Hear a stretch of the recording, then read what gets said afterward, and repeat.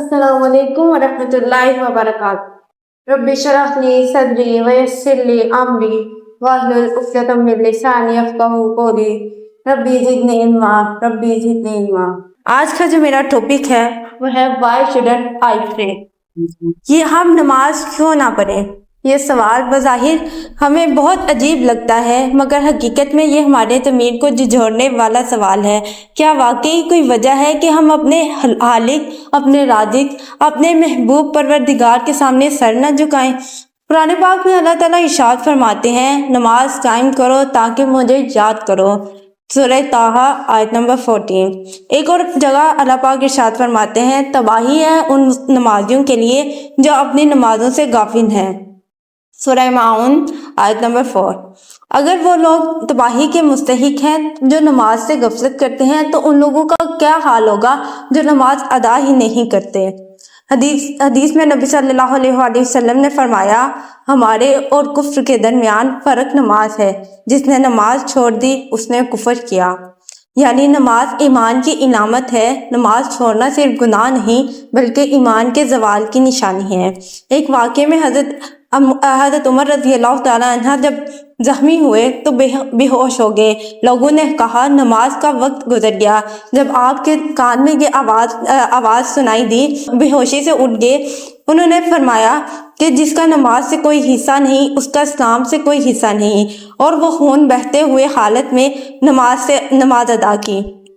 ایک اور واقعہ ہے، ایک مرتبہ جنگ میں حضرت علی کے جسم میں تیر پیوست ہو گئے۔ جب لوگوں نے نکالنے کی کوشش کی تو بہت تکلیف ہوئی۔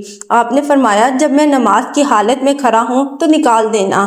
لوگوں نے نماز کے دوران تیر نکالا مگر آپ کو خبر نہ ہوئی۔ اتنا سکون، اتنی لذت، اتنی محبت صرف نماز ہی کی تھی۔ جب حضرت بلال رضی اللہ تعالیٰ عنہ کو مکہ میں گرم پتھروں سے مارا گیا تو وہ اذیت کے عالم میں احد پکارتے رہے۔